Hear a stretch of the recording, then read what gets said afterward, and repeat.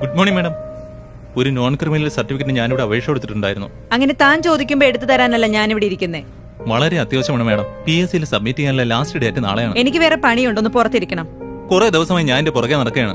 കഷ്ടപ്പെട്ട് പഠിച്ച ഒരു ലിസ്റ്റ് കയറിയതാണ് മാഡം. പ്ലീസ്. എടു തനിക്കൊക്കെ പാരമ്പര്യമായിട്ടൊരു തൊഴിൽ പറഞ്ഞിട്ടില്ലേ, അത് ചെയ്തങ്ങ് ജീവിച്ചാ പോരെ? മാഡം, എനിക്ക് അർഹതപ്പെട്ടതാണ് ഞാൻ ചോദിക്കുന്നത്.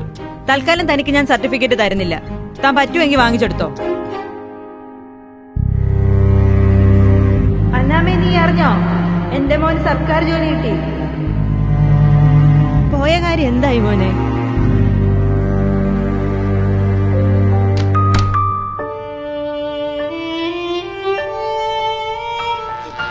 History has proven that those who dare to imagine the impossible are the ones who break all the human limitations.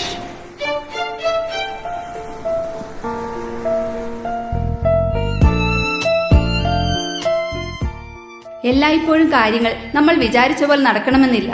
അതായത് ജീവിതത്തിൽ നമ്മൾ പ്രതീക്ഷിക്കാത്ത കാര്യങ്ങൾ സംഭവിക്കുമ്പോൾ അതിൽ നമ്മൾ നിരാശപ്പെടുകയല്ല വേണ്ടത്, മറിച്ച് ആത്മവിശ്വാസത്തോടെ വീണ്ടും വീണ്ടും പരിശ്രമിച്ചുകൊണ്ടേയിരിക്കണം.